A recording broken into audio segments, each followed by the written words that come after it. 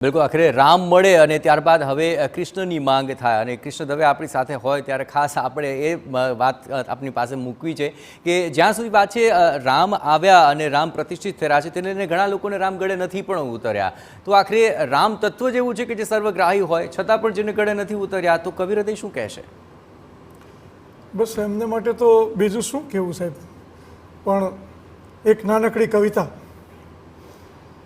કે રખે શબરીની આંખને ભીંજાવતા, કે રખે શબરીની આંખને ભીંજાવતા, એમ કયો ને કે બોર નથી ભાવતા, ખરે ટાણે કયો છો કે નથી આવતા, એમ કયો ને કે રામ નથી ફાવતા.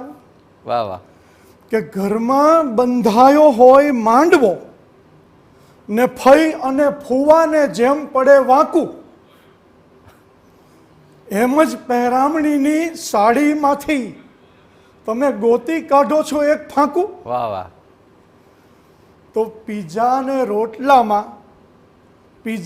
રોટલામાં શું છે તફાવત, એ કોઈ નથી તમને સમજાવતા, એમ કયો ને કે રામ નથી ફાવતા.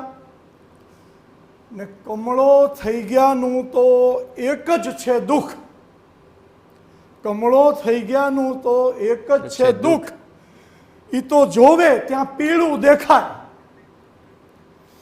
કે સદીઓથી વાવેલી ઉગે પ્રતીક્ષા તો પાંપણથી એને પોંખાય. વાહ વાહ.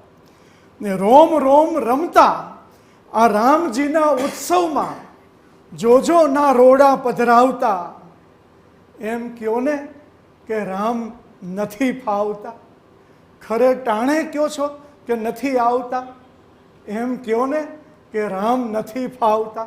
વાહ વાહ. આખરે ઘણા લોકો એવા છે કે જેને આખરે આ રામ ફાવ્યા નથી અને તેને કારણે અનેક વાદ વિવાદ થયા છે. શિવાની, બિલકુલ, અને વાદ વિવાદ ઘણા છે, પણ આજે જે અનેરો અવસર છે તેમાં એ બધા જ વાદ વિવાદ વિસરી જવાય તેવી આ ક્ષણ જે થોડી જ ઘડીઓમાં આપણી સામે હશે તે વિશે તમામ વાત કરીશું, અલગ અલગ મુદ્દે ચર્ચા પણ કરીશું, પણ હાલ રોકાઈએ એક નાનકડા વિરામ માટે.